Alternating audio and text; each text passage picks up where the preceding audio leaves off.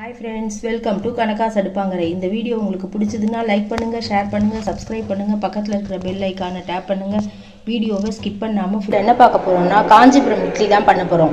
அதுக்கு என்னென்ன ஊற வைக்கலாம்ன்றதை பார்க்கலாம். இந்த கப்பால ஒரு கப்பு புழுங்கரிசி எடுத்துட்டு இருக்கேன். அதை இதுல போட்டுக்கலாம். அதே மாதிரி ஒரு கப்பு பச்சரிசி. எந்த கப்பால எடுத்துட்டு இருக்கோமோ அதே கப்பால ஒரு கப்பு பச்சரிசி எடுத்துக்கணும், ஒரு கப்பு புழுங்கரிசி. இதுதான் மெஷர்மெண்ட். இதை இந்த பச்சரிசியை இதில் சேர்த்துக்கலாம். சேர்த்துட்டு வாஷ் பண்ணிவிட்டு ஊற வச்சுக்கலாம்.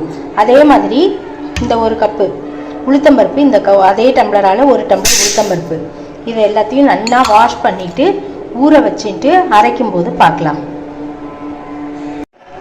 இப்போது இதை நல்லா வாஷ் பண்ணிட்டு ஊற வச்சுட்டோம். இது நல்லா ஒரு 6 மணி நேரம் நல்லா ஊறட்டும். அரைக்கும் போது பார்க்கலாம். இப்போ இதை ஒரு தட்டு போட்டு மூடி வச்சிடலாம். இது நல்லா ஊறட்டும். ஊறினதுக்கப்புறம் ஒரு 6 மணி நேரம் கழித்து அரைக்கும் போது பார்க்கலாம். நம்ம இன்னைக்கு காஞ்சிபுரம் இட்லிக்கு ஊற வச்சுருந்தோம்ல, அது நல்லா ஊறிடுத்து. இப்போ நம்ம எடுத்து அதை அரைச்சி எடுத்துக்கலாம். அதை எடுத்து மிக்ஸி ஜாரில் போட்டுக்கலாம். அரைச்சி அதை உப்பு போட்டு கரைக்க வச்சு அதை ஒரு 8 மணி நேரம் ஊறின விட்டு தான் அதை பொங்கி வந்ததுக்கப்புறம் தான் நம்ம குத்த முடியும். அதனால் அரைச்சிட்டு பார்க்கலாம். உளுந்து எப்படி ஃப்ளப்பியாக அரைச்சிட்டோம் பார்த்தீங்களா? இது இப்போ நம்ம ஒரு பாத்திரத்தில் மாற்றிக்கலாம்.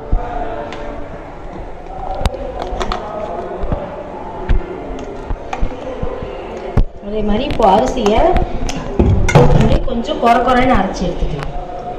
ரொம்ப நைஸாக இருக்கக்கூடாது, கொஞ்சம் குறைன்னு அரைச்சிக்கலாம். அப்போ தான் காஞ்சிபுரம் இட்லி சூப்பராக வரும். இப்போ குடலை இட்லின்னு சொல்லுவாங்க. காஞ்சிபுரத்தில் ஒரு பெரிய குடலையை வச்சு அதில் மந்தார இலையை சுற்றி அதில் குத்தி வேக வைப்பாங்க பெரிய பெரிய அண்டாவில். நாம் வீட்டில் பண்ணுறதுனால டம்ளர்லேயோ டவராலேயோ எதுலையாவது குத்தி வைக்கலாம். இப்போ இதை அரிசியையும் அரைச்சிட்டு பார்க்கலாம். இப்போது நம்ம அரிசியையும் நல்லா இந்த அளவுக்கு குறைன்னு நல்லா அரைச்சிட்டோம். இப்போ நம்ம அதை உளுந்தில் சேர்த்துக்கலாம்.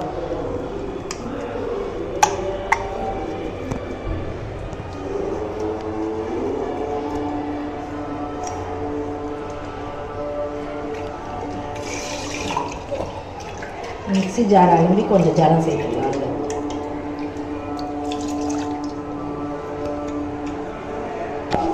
இப்போ நம்ம இதில் இந்த இட்லி மாவுக்கு தேவையான அளவுக்கு உப்பு இந்த அளவுக்கு போட்டுக்கலாம். உப்பு போட்டுட்டு அதுலேயே ஜீரகம் கொஞ்சம், மிளகு கொஞ்சம், பெருங்காயம் போட்டால் கரைஞ்சின்னு இருக்கும், கட்டி பெருங்காயம், நல்லெண்ணெய் கொஞ்சம் ஊற்றிக்கலாம். நல்லெண்ணெய், நெய் ஒரு 2 ஸ்பூன் ஊற்றிக்கலாம்.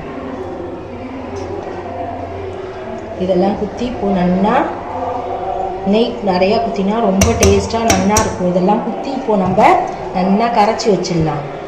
இது கூட சுக்கு பொடி கொஞ்சம் போட்டுக்கணும். இப்போது இதில் நம்ம எல்லாமே போட்டு கலந்துட்டோம். இது அப்படியே 8 மணி நேரம் இருக்கட்டும். குத்தும் போது பார்க்கலாம். இப்போ இதை ஒரு பிளேட் போட்டு மூடி வச்சிடலாம். இன்றைக்கி நம்ம காஞ்சிபுரம் இட்லிக்கு அரைச்சி வச்சுருந்தோம்ல, அதை இப்போது இந்த டம்ளரில் குத்திக்க போகிறோம். எல்லா டம்ளர்லேயும் இப்போது நெய்யை தடவிக்கலாம்.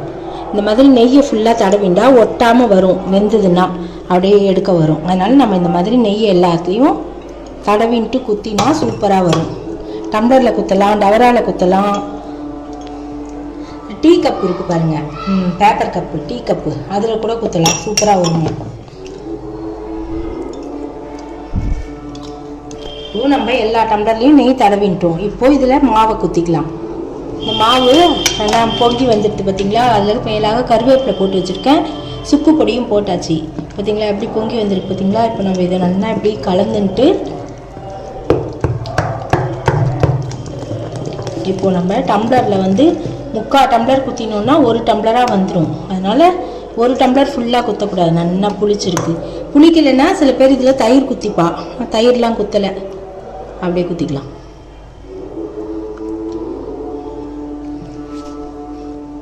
இந்த அளவுக்கு குத்தினா ஃபுல்லாக வந்துடும். அந்த மாதிரி நம்ம 5 டம்ளர்லேயும் குத்தி வச்சுக்கலாம்.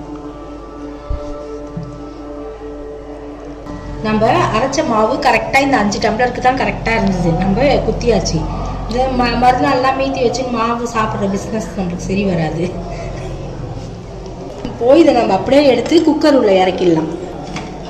நம்ம இதெல்லாம் குக்கரில் வைக்கலாம். அந்த சூடு ஜலம் பட்ட உடனே அந்த நெய்யெல்லாம் எப்படி மெல்ட் ஆகி வருது பார்த்தீங்களா, சூப்பராக இருக்கும். இது வெந்ததுன்னா இப்போ எல்லாம் 15 நிமிஷம் வேகட்டும். வெந்ததுக்கப்புறம் பார்க்கலாம். வெயிட் போடக்கூடாது, வெறுமை மூடலாம்.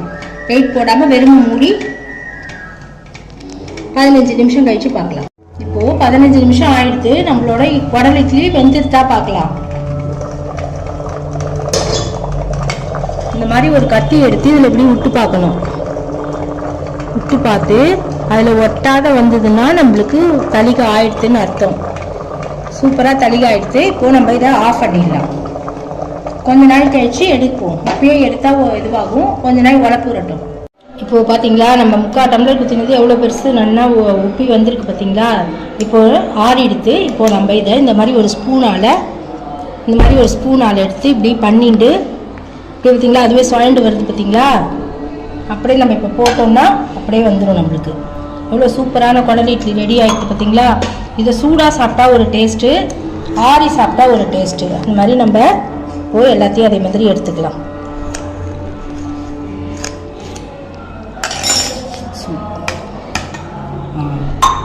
சூப்பராக இருக்குது பார்த்தீங்களா. ஆற இன்னும் அந்த அதில் குத்தி இருக்கிற நெய், மிளகு, ஜீரகம் வாசனையோ சூப்பராக நல்லாயிருக்கும். இதுக்கு ஃப்ரெஷ்ஷாக அரைச்ச மிளகாப்பொடி இதில் போட்டுட்டு சாப்பிட்டா சான்ஸே இல்லைங்க. சூப்பராக இருக்கும். எல்லோரும் மறக்காமல் இதை ட்ரை பண்ணி பாருங்கள். எப்படி இருக்குன்னு ஃபீட்பேக் சொல்லுங்கள். தேங்க்ஸ் ஃபார் வாட்சிங். Bye friends.